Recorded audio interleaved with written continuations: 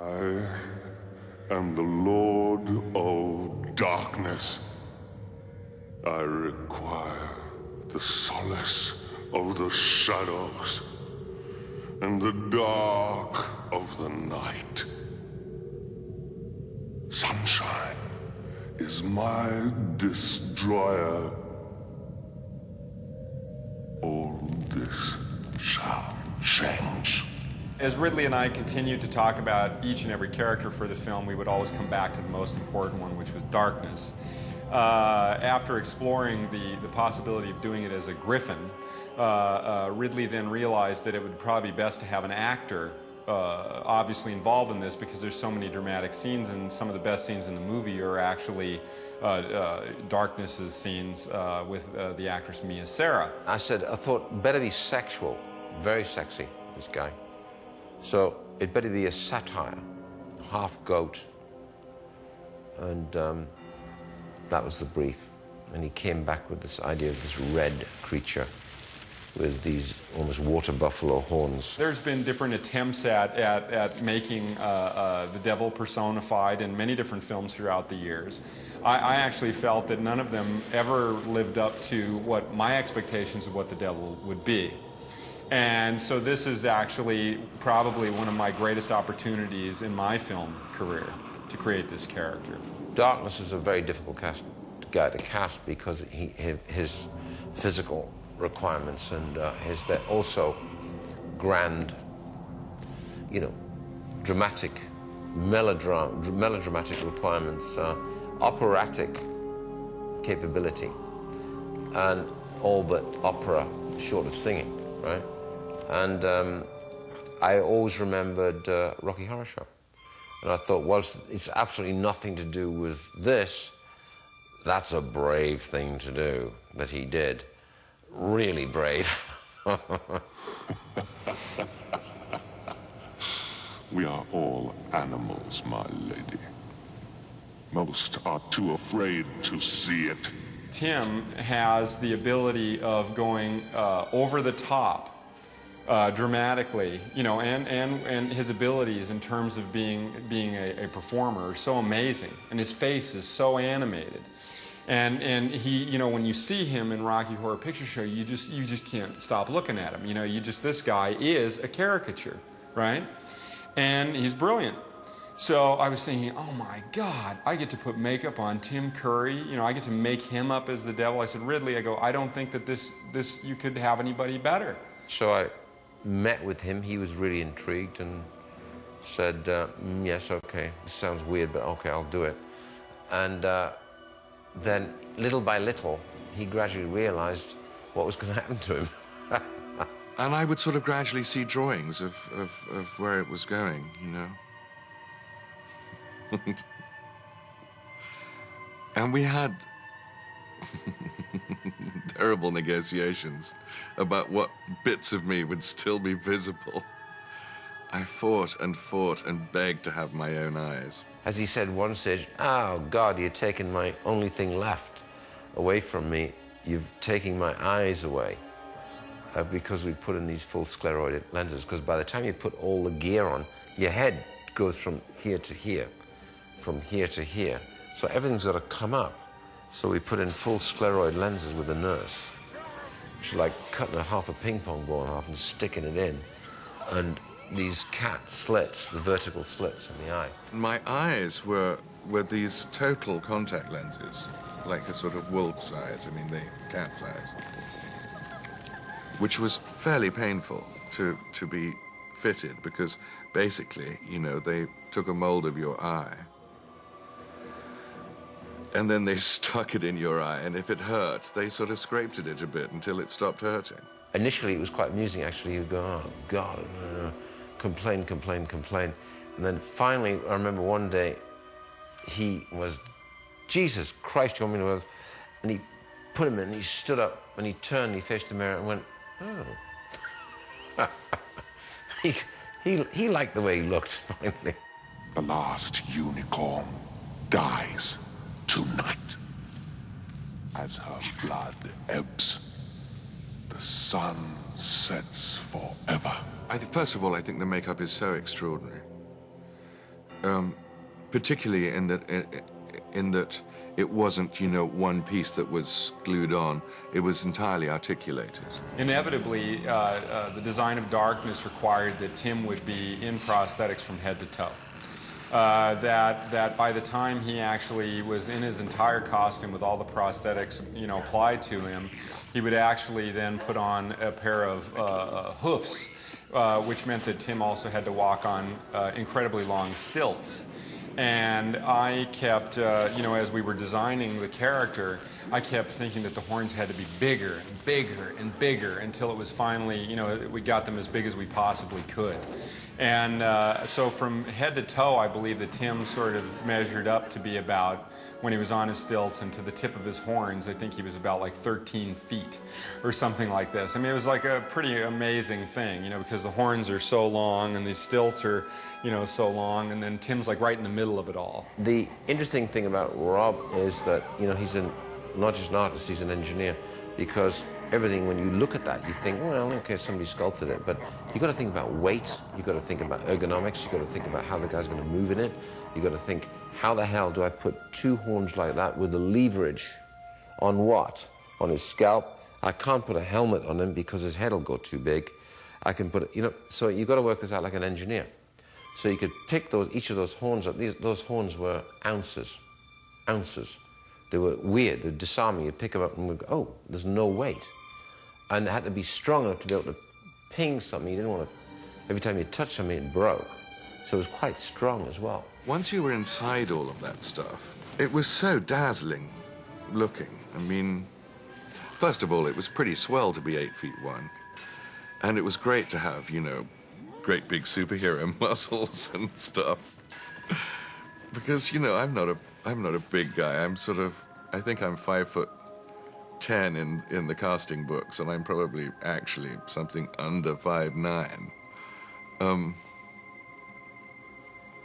So it was kind of cool to be, you know, king of the forest. To actually to follow Tim Curry from the makeup room, you know, here's darkness for the first time, walking with him on the gravel street of Pinewood, to enter into the soundstage of Darkness's lair for the first time, and to see what actually Ridley Scott's hell looked like, was probably one of the most thrilling moments of my entire life. It was mind-blowing. I mean, this huge, beautiful fireplace with these giant, you know, flames that would come out of it, these huge columns and the giant doors, and Tim's chair that's actually, you know, comes half alive, you know, and to see him actually enter into that, it became like one of these things where you actually were living in a fantasy, and actually give you an incredibly strange sort of ethereal feeling, which actually the movie does when you watch it.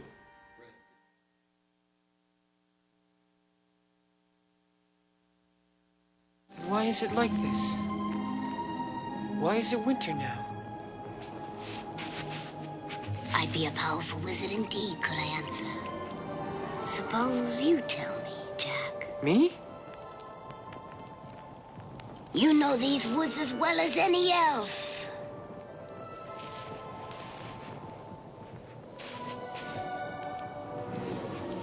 Did you not see something odd today? Any strange spirits? Did nothing untoward happen? No. No? No.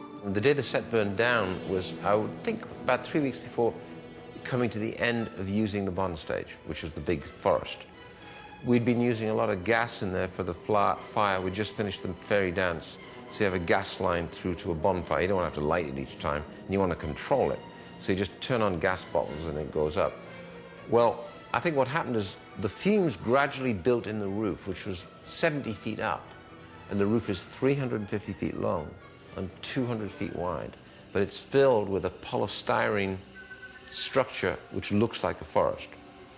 And it's filled with pigeons now, because I've been in there for weeks. And every time I turn a pigeon loose, they don't come back. You don't whistle and they come back. They go into the trees and they live up there, right?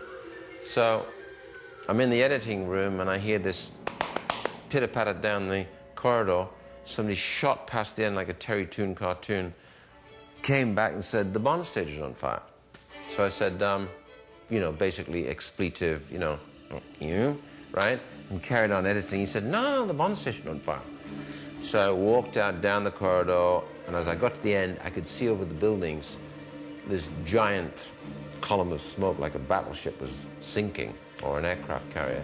I walked up to the car park, and there's the whole fire brigade then. There's already 3 television helicopters up there photographing it. And all my gas bottles were exploding inside the studio, so they had steel corrugated walls. So every time a bottle went, the walls ballooned. It was kind of beautiful. And the fireman said, is this yours? And I said, yeah. He said, I think you've lost it. And I said, I think I have, mate. And I went immediately, and because this is what I always do, it's like Zen, I went and played tennis. So Arnold Milchan knew in 15 minutes the Bond stage, and this was like 5 a.m. in LA. And Arnold had called up saying, you know, where's Ridley? They said, he's got to play tennis. And he said, and there's a long pause apparently, he said, you know something? He's absolutely right. He was so practical about it. I guess when you're directing such complex stuff, you can't let yourself get hurt or get shaken like we all were. Well, he's a tough cookie. It was weird, though. I mean, to see him, okay, you know, I guess there's nothing to do. I'm going to play tennis. It was such an interesting sight that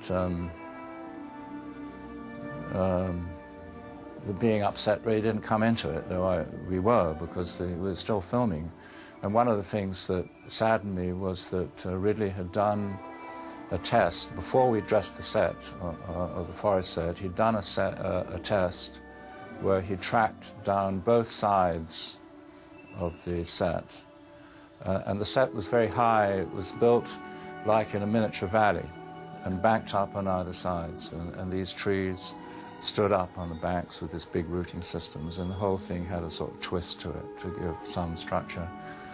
And he had, it was probably about 20 foot up or 15 foot up, and he had, on a crane, had tracked down both sides of the set in a very, very wide lens, and it looked absolutely amazing, incredible it looked. And so I kept on saying to Ridley, when are we going to do this tracking shot? And he didn't know, he just said, oh, later, later. And of course, that very morning, he'd set up for that shot. And they set up all morning, and everything was lit, and went off to lunch, and then it burnt down. So we never got it. All I have is a copy of the test, which, despite the fact it didn't have any dressing in, looks incredible. I could watch the smoke coming out, and it was really dark. And I said, you see what I see, I think? And they looked, and everybody went boom, boom. It really was spooky to see that, to see how horrific it was, and how, had we been on the set when that thing happened, there would have been some loss of life. There would have definitely been something. I think what would have happened, it would have been terrible, because everybody would have got out the door, but the guys in the gantry would be in trouble, because you've got to get down. And the electricians would have been the one up top, where, you know, where it can be 110 degrees up there, even with good air conditioning, sucking the heat out, because you've got all those lights, the heat's coming up. And the watchman it's midsummer as well, so the heat of the roof, which is metal, is hot. And so all the lights are off, you open all the doors, and the watchman, the security guard, was sitting there having his sandwiches and his thermos flask in the sun. And of course, every now and again, he's got used to it now, the pigeons are flying out through the doors. They flew in. They'd fly out, get a bit of air, and go back inside, right? So now, but the whole lot coming out now, so he says, what the hell's going on? So he stood up, walked in, and he looked, and he said 2 pops, and saw a soft explosion on the roof, which then rolled all the way like a wave across the roof. And he went outside, made the call. It was too late. Fire engines came, and it must have been a gas buildup, residue gas. But the interesting thing was, all the pigeons got out.